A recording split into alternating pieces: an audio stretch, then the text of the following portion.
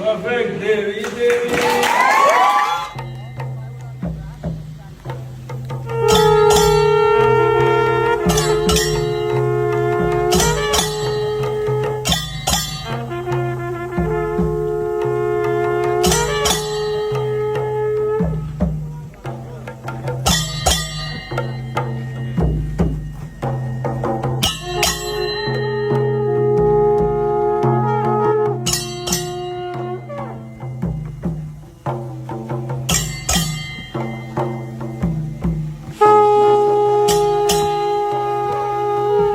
Okay, thank you everybody.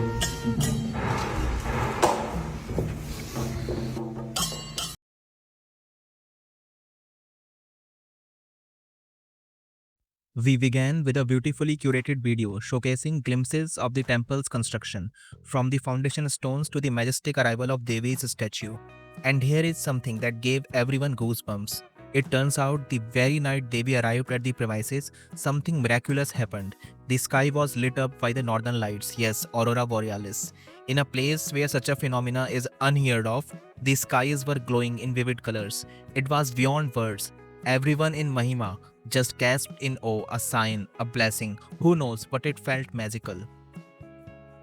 Then came the heart of consecration. Sadhguru consecrated Devi's three eyes, her trishul, and planted a sacred banyan tree. The most intense part was the consecration of the eyes. All of us participated, chanting and performing specific mudras, guided step by step. It went on for almost an hour, but midway something unexpected happened. The skies opened up. It started pouring heavily, right over Mahima, and yet no one moved. In that rain, chanting, eyes closed, soaked, yes, still.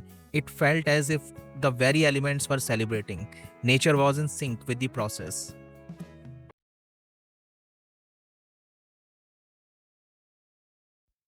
Throughout the consecration, Sadhguru spoke about devotion, not once but many times, and he shared a story, a powerful one, of Hanuman, the epitome of devotion. He narrated how Hanuman once asked Sita why she applied sindoor on her forehead. Sita replied, "It strengthens my bond with Rama."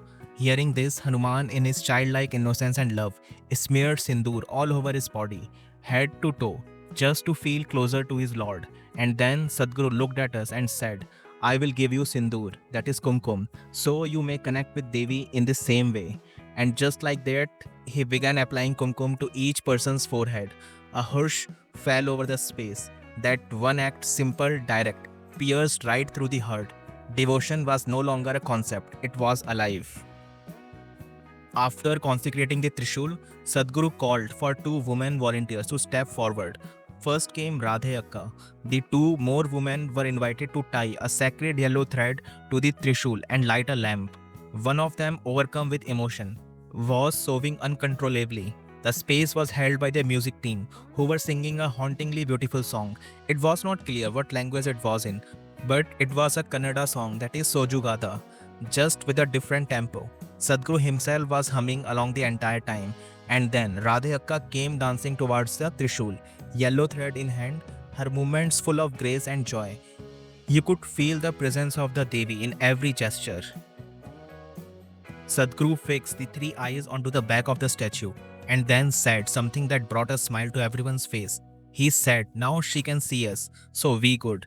Simple, playful, yet profound. And finally, Sadhguru spoke about the final consecration, the moment when Devi will truly come alive. He said, "Come in such a vibrant way that Devi herself feels compelled to come down and garland you, just like in royal weddings." What a way to end the day. Another one of those unforgettable Sadhguru punchlines, and we all left with hearts full, eyes moist, and a feeling that something truly sacred is unfolding.